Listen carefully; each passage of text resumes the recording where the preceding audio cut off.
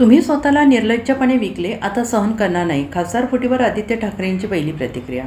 उद्धव ठाकरे यांना आरोग्याच्या कारणांमुळे सातत्यानं फिरणं शक्य नसलं तरी आदित्य ठाकरे यांनी अधिक सक्रिय राहायला हवे होते असे वक्तव्य करणारे ओमराजे निंबाळकर यांच्यासहित अन्य फुटीर खासदारांना आदित्य ठाकरे यांनी प्रत्युत्तर दिले. मुख्यमंत्री देवेंद्र फडणवीस आणि उपमुख्यमंत्री एकनाथ शिंदे हे सतत कार्यकर्त्यांमध्ये फिरतात, मेहनत घेतात, तर उद्धव ठाकरे यांना आरोग्याच्या कारणांमुळे सातत्यानं फिरणं शक्य नसलं तरी आदित्य ठाकरे यांनी अधिक सक्रिय राहायला हवे होते असं ओमराजे निंबाळकर यांनी म्हटलं आहे.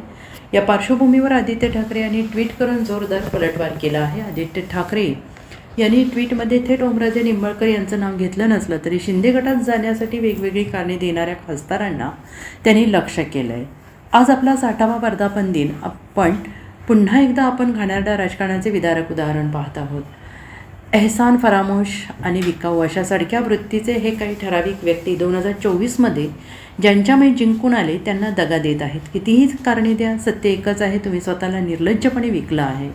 स्वतःला तर विकलंच, पण त्यासोबतच तुमची प्रक्रिया, प्रतिष्ठा, तुमचे नाव, तुमच्या कुटुंबाचे नावही पणाला लागलेले आहे. महाराष्ट्र हे घाणेरडे राजकारण सहन करणारे मुळीच नाही.